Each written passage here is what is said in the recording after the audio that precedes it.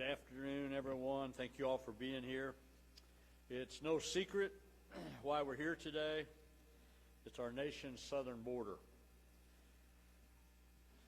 Recently, I was down there, and there is complete and utter chaos at the border, and the federal government is failing to do its job to protect the states and our people. About 2 weeks ago, I joined Texas Governor Greg Abbott, along with 13 other governors, to learn how Missouri could support Operation Lone Star and see firsthand the crisis at the border. And I want to remind all of you that while not all 26 states were present that day that could visit the border at that time, 26 of our nation's governors have banded together to say enough is enough, and that we need to secure our border now. That's over half of the governors in this country.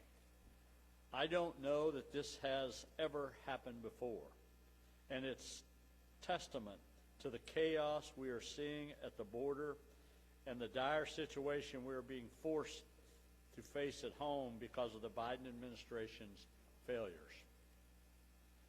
But it's just not people coming to our country illegally.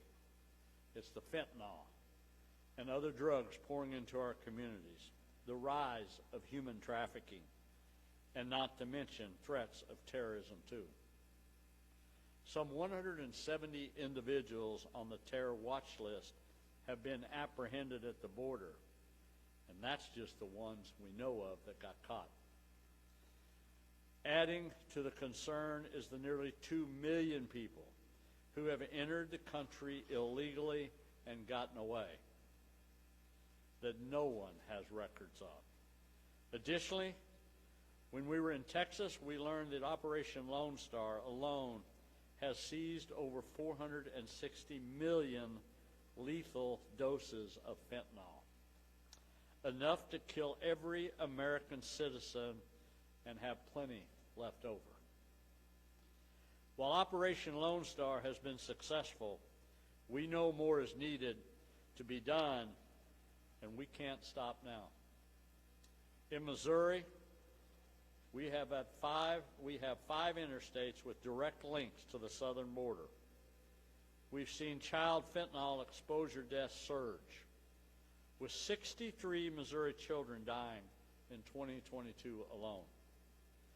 Fentanyl overdoses have increased by nearly 135% in Missouri since 2017, with 75% of that increase occurring since just the start of 2020.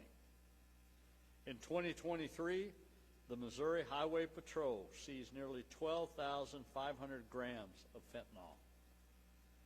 That's enough to kill Missouri's entire population 2 times over. That same grim reality is being repeated across the country. The fentanyl crisis is here in our state. Missourians are dying. Families are being ripped apart. Communities are being destroyed.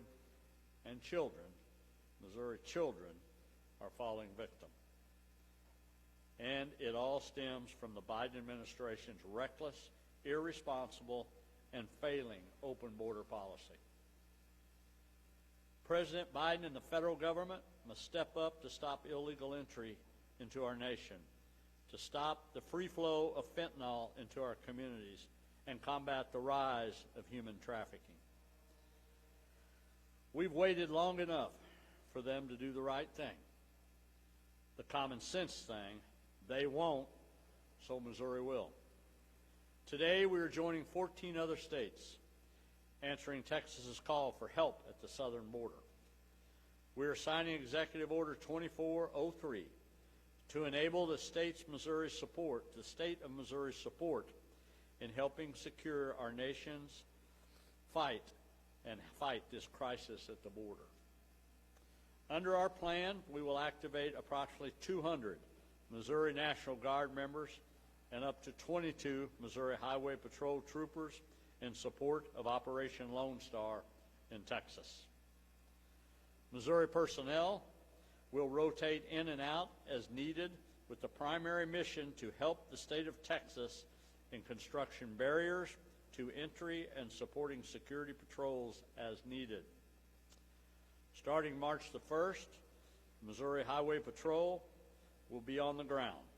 The initial deployment will consist of 11 officers. And I want to add, all these officers volunteered to go down and help. And we expect our first deployment of National Guard members to be active on the ground starting March the 10th.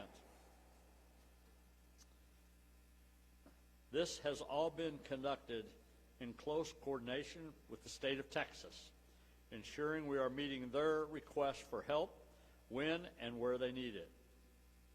Our current operation plan activates this mission for 90 days. However, we will continuously work with Texas to evaluate needed support moving forward. By signing Executive Order 2403, we are activating the Emergency Response Fund at the discretion of the Governor's office. But we have been in conversations with legislative leaders to backfill these funds with a supplemental budget request. In the coming days and weeks, we will work with legislators to approve $2.3 million to support this operation and this mission.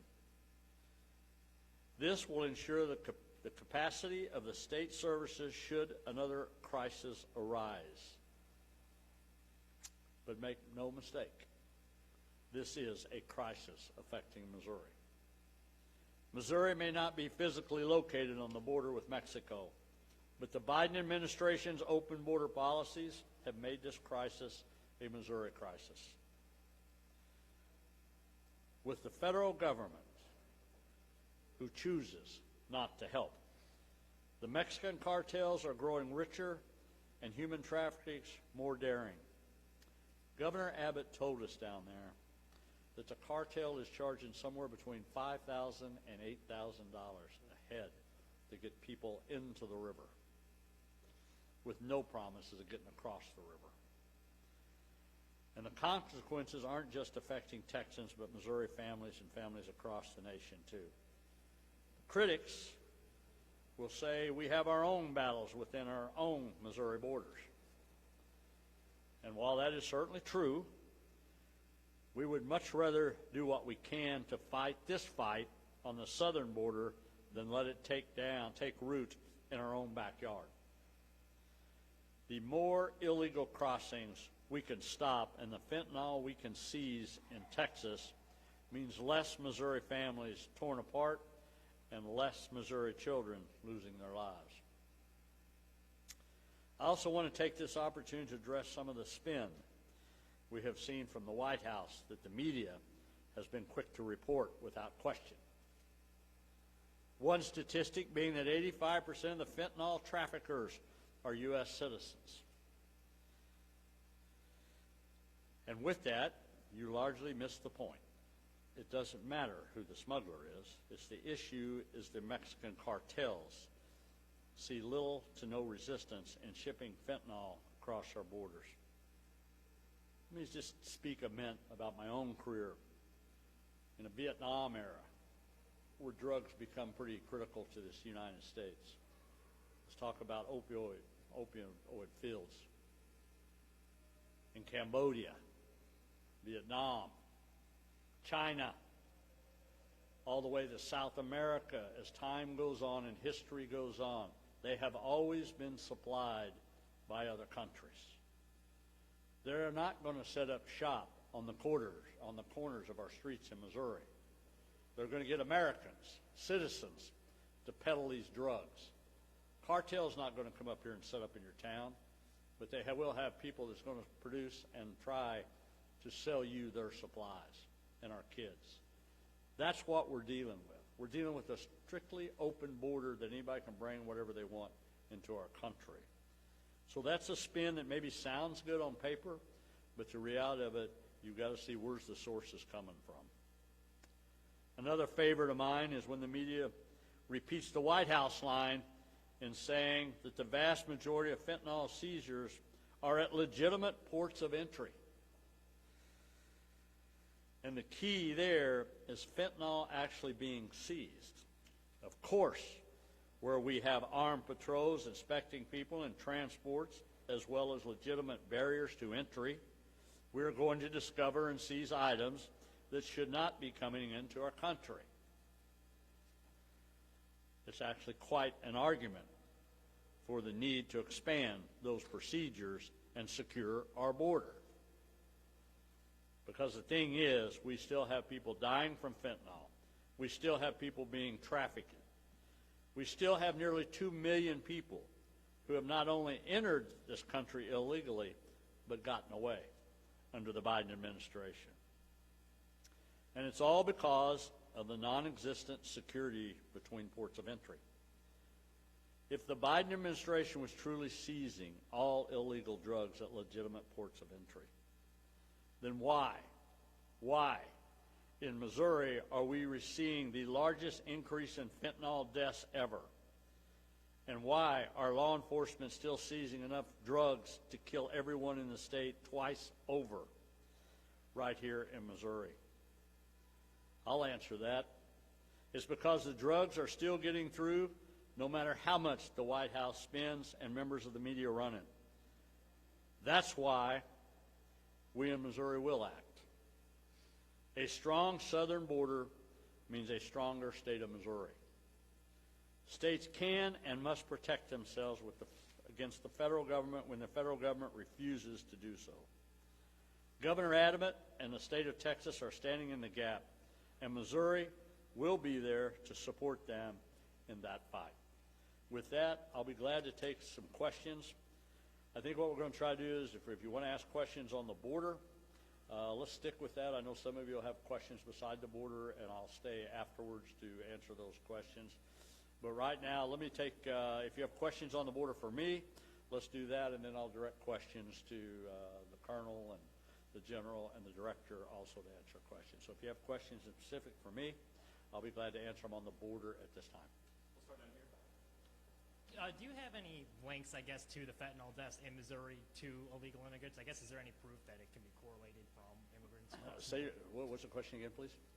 For the Missouri deaths you're talking about due to fentanyl, is there any direct correlation to illegal immigrants, or I guess Well, I think everything since we've opened the border, fentanyl is on the rise. So there's more fentanyl in our state than there's ever been. So I think that would be the direct coalition one with it to be able to do it. I think that's all across America. But we had 40 some odd kids lost their lives last year. We never had that before. And we know fentanyl is coming across the southern border, and there's nobody there stopping it. So I don't think it just kind of a little common sense probably tells you that's got to be where it's increases so much. Yeah. Hi, Governor. Elise File with the Post-Dispatch.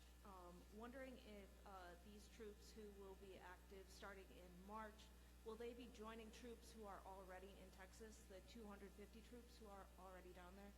This will be a separate mission on that. We already have troops in Texas. We have had troops in Texas for some time, and I'll let the general address that when he comes up here if he wants on that, on the mission of trying to secure a border. But I think we sent a group down there in October, if I remember right, but I'll let him answer that time frame. So this is a separate mission besides that. So this is an addition. And really what I think for most of the Guard, I believe at this point, of course they're trying to establish that now, just what the day-by-day operations would be. But mainly it's just going to be putting up concertina wire. I would assume that's going to be a lot of it. Okay. And just one more question real quick. How would you describe Governor Abbott's handling of the southern border and immigration over the last year or so? Let me tell you, my heart goes out to Governor Abbott. I can't imagine being the governor of that state having to deal with what he's having to deal with, and the federal government turns back on you totally. I don't think he's had any choice but to take his oath of office, which is protect the people of Texas. That's his number one obligation, just like mine is for Missouri. So what he's done since this all took place, everything he's done, I think he's trying to do everything he can to keep people safe. And you got just people coming across the border every day by the thousands and the thousands. It just doesn't, So I think what he's doing is the right thing. I think him asking for help is good too, because he can't do it all himself. Thank you. You You were talking about the 2 million people who have entered the country illegally. I know a lot of illegal immigrants are here because of expired visas. Do you think that are all the immigrants you're talking about in that 2 million from crossing the border? And do you think the issue of people being here on expired visas is also? Well, I don't think that's in the number at all. I don't think we have any idea what that number is because nobody has a count on them. I mean, there's people coming by the thousands across the border in different entry levels. I mean, the cartels, you're talking about one of the most major smuggling operations of humans that I've ever heard of, that I know of. Thousands and thousands a day, the cartel's pushing people into the river and basically saying, you got to get across. To the point, Governor Abbott also told the story down there where we've got patrols in the waterways trying to save people. They're sending people in those across the river that can't even swim. And what they want us to do is go out there and try to pick up the people that can't swim and save the lives while they smuggle drugs down this river, keeping our people occupied. I mean, that's the kind of stuff that goes around daily down there after talking to them on that. So I'm just telling you, I've been around a long time, and I've been in law enforcement for a long time. But what Governor Abbott's going through, because we simply will not do what I believe the Constitution says to the President of the United States, is secure the border. I mean, I've just never seen it like this. This is a free-for-all. So ideally, what would a secure border look like to you, or I guess what would be a good solution from the federal government? Well, you know what I went by, I mean, most of the areas that you went by are wide open. I mean, you know, there's some places you're trying to secure, which I think Governor Abbott has put, I want to say over 2,000 individuals, Department of Public Safety, National Guard he has, and different people he has on there, but you're just, you know, overwhelmed, so the border's pretty well open. However, that being said, I think Operation Lone Star is doing exactly why we're here today. They are starting to secure it. Anytime that you can stop an entry point from going to 3,000 a day down to 3 attempts, you know something's working. Now, I'm not so naive either not to wonder, okay, where else do these people go when you're down there? I think you have to understand the cartel has an infrastructure in place to move people, thousands and thousands of people a day. It takes a lot of infrastructure to do that. So now if you close down one point, they've got to find another point. I would assume this problem's going to shift to Arizona, New Mexico, and California until people just start securing the border. But I mean, southern border's 1,200 miles. That's from here to New York. 2 questions, one for you, Governor, and then I'm going to switch to Colonel Olson. My first one for you, I don't know if you said the amount of money. You said it's going to be in the supplemental, and right now it looks like 90 days. Do you have an estimated cost of what that'll be? We believe that's going to be a little over $2 million. $2 million? Yeah, is And what we believe that is. After that 90 days, could you extend it? We could. We'd extend. We're just going to see how this is. We really want to go down there. You know, first thing I got to do is take care of Missouri. So if we're going to put Missourians down there, we got to make sure, one, are we doing the right thing, or is it really worth the time to be there doing what we're doing, which I believe it will be. But we're just going to say how much of a workload that is. I think, again, I want to talk about we're building walls, we're building barriers. So once those are built, then we should be able to come back home. Colonel Olson, my question for you is, these 22 troopers, we heard the governor say that 11 will be on the ground March 1st. When will the other 11 be going? And my other part to that is, are they doing wire also the entire time, or are they doing something more with law enforcement? Yeah, we're going to bring him up here in just a minute. Oh, okay. I thought they were yours. I know you was wanting to try to jump ahead of me there on that one. Now, any other questions? Yeah, Governor. Operation Lone Star has been involved in a series of disputes with the federal government. So my understanding that Missouri is going to have National Guard folks working with Operation Lone Star and then also working with the federal government at the same time? We're going to be really under Texas's blanket that we are. But let me say this right now. Even the federal employees there, the vast majority of them don't like what's going on. The Border Patrol don't like what's going on, but they have to follow orders. I think if you go down there and you really meet some of these people, you know, I don't think you're asking them to be Border Patrol agents to secure the border, but you're telling them to cut the wire to let people in. You know, it's against kind of why you take an oath of office sometimes to be able to do what you do. So I think for the most of it, we're going to be down there under Governor Abbott's umbrella. I would say that is what we're going to be on. We're going to be under there for the states. Would you consider like pulling troops away from the federal effort? Because I know the 250 are working with the feds right now. Our troops or the National Guard members that are currently working with the federal government, would you consider pulling them away from that effort to? They're still there. They're still on the ground. This is just addition to what we have to be able to do that. There's still a mission down there that they're serving down there. Again, I think the general will be able to answer that for you on that a little bit. Hi, Governor. You mentioned how the Biden administration and the federal government in general has been sort of fumbling the issue of immigration. Have you spoken to any members of Missouri's congressional delegation about the issue of immigration? No, yes, multiple ones on that. I don't think there's any question about that. Look, there is no question that the President of the United States, when he first came in office, wanted to prove he had authority, prove he had power, and he opened the border. I don't think anybody had any idea what that meant. Now you have people coming from all countries across the world, even some that are threats to our country, and we continue to do it. And what's happened, what I believe has happened, they've let this thing go way too far, and now they're trying to figure out how do we get out of this by the spin they're putting on all this stuff. Well, it's pretty simple. Go back to the policies when it first started. Secure the border. You don't have to call it Trump policies. I get that. The President of the United States is responsible for securing the borders for all of our safeties. And what you see down there right now is just wide open chaos. I don't know how to describe it. So, and he's not going to do anything differently, regardless of what he does. He's not going to shut the border down. I don't believe he is.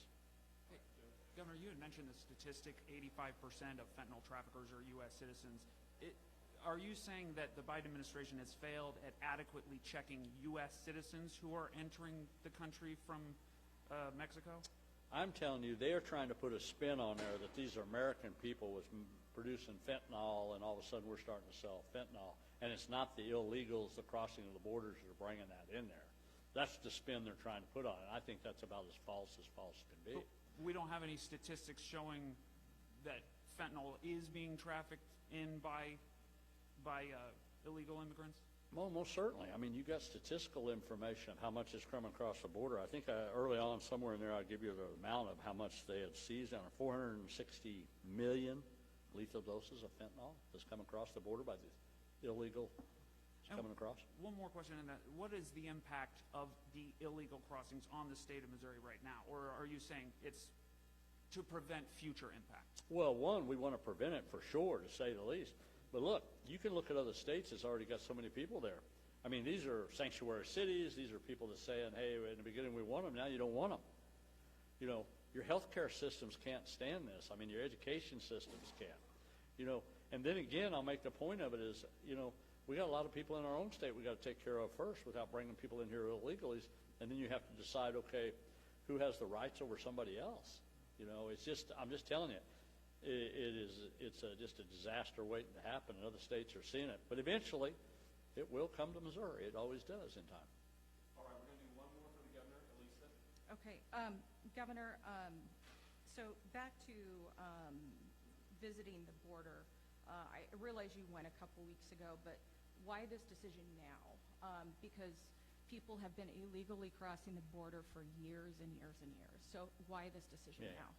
Nothing compared to what we're seeing right now. I mean, the illegal crossings you're talking about years and years ago through Democrat and Republican presidents doesn't compare to what we've seen in this administration. Not even close to be able to do that. So I think, one, I wanted to go down there. If I'm going to send troops down there and I'm going to send patrol down there, I think it's my job to go down there to make sure we're doing the right thing, to see it firsthand, to be able to talk to Governor Abbott, to see what his Department of Public Safety and what his National Guard members say, and what is the mission in hand that we're going to accomplish was the main thing I wanted to go down there. Again, this is a new operation. It's one that we realize. I think where you're really down the point, everybody's give up on the federal government helping. And that's not something we're used to, totally, when they're not going to do their jobs. And that's the point we are in this country right now in this state. So when I go down there and all of a sudden you see firsthand what has taken that one state to protect the rest of us, I feel an obligation to try to do our part to help. Isn't some of that the responsibility of Congress, though, in trying to beef up our immigration policies? Oh, I think they should have done something about that, but they didn't. I mean, you can take the blame game all day for what we want. I mean, there's plenty of times I like to blame Congress and other people for a lot of things, but the reality of it, here we are today, and you've got to address the issue of illegals coming across the border in record numbers. That's the issue at hand. That's why we're going down there to do that. All right, let me turn this over. I know there was a question for the Colonel, so I'm going to bring the Colonel up first to be able to do that. We'll ask him some questions. When they finish, I will come back and we'll talk about other issues that you might want to ask about. All right, Colonel? Okay, now are you ready for my question? You might repeat it for me. Thank you. That's fine. My question was, Governor Parson said that the 11 troopers are going to be there at the 1st of March. When do the other 11 arrive? And then my other question is, what are the troopers doing? Are they also putting up wire, or are they helping with law enforcement in Texas? What's their role? The first part of the question, right now we are set up with the first 11 troopers for the month of March. We're going to be evaluating that process during March for any further commitment there. And right now our obligation, and we are still refining our operational details with the Texas Department of Public Safety, but the plan right now is for us to be partnered with the Texas trooper, riding with them in their vehicles near the border and answering calls. Hi. Wondering where exactly this new group of National Guard members will be in Texas. I will let General Compton answer all questions about the Guard, and I'll be glad to help you with anything to do with the Missouri State Highway Patrol. I have one more for you, Colonel Olson, and that is, where are these troopers coming from? Are they all coming from the same district? Where in the state are we seeing them come from? Various districts, our troops, as we call them, around the state. We conferred with the troop commanders and gathered our list of volunteers that way. All right, any other questions for Colonel Olson? You may or may not know this, and this is me being ignorant here, but the wire, are we talking about the wire that the U.S. Supreme Court said must be taken down, or is there a different wire that's going up? Again, I don't believe that'll be any part of the Missouri State Highway Patrol's operation down in Texas, and it might be a better question for the general to take on. Okay. All right. Is there anybody? All right. Thank you, sir. You bet. Any questions for Director Parson with Department of Public Safety? Okay. Major General? Any questions, General Compton? Are you able to answer my question? Yeah. So thanks for the question. And I know through the coordination that we've done with the Texas National Guard that our troops will be supporting barrier emplacement. Exactly what type of barrier, that they'll decide that on the ground. Okay. Thank you. Thank you. Other questions, please? Thanks. And just wondering where exactly the National Guard troops will be. Yeah, it's a great question. So our troops, at the direction of the governor, will deploy to Texas and then be employed at the direction of the Texas National Guard somewhere along the Texas-Mexico border. Okay, so we don't yet have details about where specifically along the border they might be working. That's correct. But they're prepared to be employed and deployed at their discretion there. Thank you. Thank you. I can't remember the term for when National Guard troops are federalized, but the 250 some that are already stationed down there with DOD, does Missouri National Guard have the authority to reassign them once they're under that status of working with the federal government? No. Those troops deploy in support of Department of Defense to support the Customs and Border Protection Agency and take missioning from NORTHCOM and Task Force North on the border. Thank you. All right. Any other questions for Major General Compton? I was going to ask, how did you decide who gets deployed for this mission? Yeah, it's a great question, and we're very fortunate that you have a strong Missouri National Guard. So we take a look holistically at what we have going on across the world and other operations that we're supporting, and then make a very smart decision on which units are up next to deploy. General, doing border security can be an unsafe job for the people down there that are at the border. Can you talk, just generally speaking, about the safety of your National Guard members and what they have to go through in order to try and secure the border? I appreciate the question, and what you all can be very proud of is your Missouri National Guard men and women that are well trained and equipped to do a myriad of tasks, and they're ready. We're proud of them, and they're ready to go. All right, thank you, sir. Now, Governor Parson, come back up for some off-topic questions. All right, here. Quick question about Blair's Law, which passed the House recently. If it came to your desk in a standalone bill, would you sign it? Which one? Blair's Law, which bans celebratory gunfire. I will be hesitant to say that. I like it. But the point of it is, it just depends how it comes when it looks to my desk. You know, and it depends what all's with it. You know, if it's a standalone bill is one thing, but the chances of something like that making it to my desk standalone, I doubt. So we'll just see what happens. If it was standalone? We'll see. We'll see. There's a lot of ifs to this thing, but it needs to come there first. I don't know what that looks like. You know, the one thing people ask that, and I get you guys asking me, are you going to sign something? Do you like it? The reality of it is I just can't answer that till I actually see what all's in it, what changes are made, what amendments are put into it to be able to do that. Even if I like something, doesn't necessarily mean it might pass at the end of the day. Thank you, Governor. Yep. Really quickly, going back to the border, for the patrol troops that are getting sent down, or the highway patrol that are getting sent down there, is that going to cost anything extra for the state? And is there anything in place to, I guess, make up the responsibilities that they would otherwise? No, I don't believe so. I mean, you know, Colonel, General, Director, we've all been through journeys like this since I've been governor. We know what we got that we can send down there comfortably to make sure we can still maintain all the duties back home. And we'll be able to maintain all those services. So nobody's going to get shortchanged on anything. And whatever additional support we have, we'll maintain it. People are going to have to work a little harder for a little while. All right, non-border question. Casey?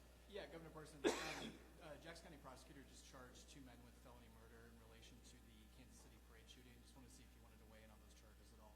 I think it's good. I think you had just murderers out there on the street killing innocent people and trying to kill kids. You know, so them being treated, I don't, adults, whoever the shooters were, should be responsible as adults, the way I look at that. You know, that's a violent crime to do what they did, and they ought to be held responsible for it. I don't care whether juveniles or adults. I want to ask you about IP, and I know that you carried it years ago when you were in the Senate, but you get the final decision of when it would be on the ballot. You saw the Senate is going to pass it out this week after 20 hours, so would you rather have it on August's ballot or November's ballot? I don't know. We'll talk about that, and we'll see what the best strategy is for the state of Missouri.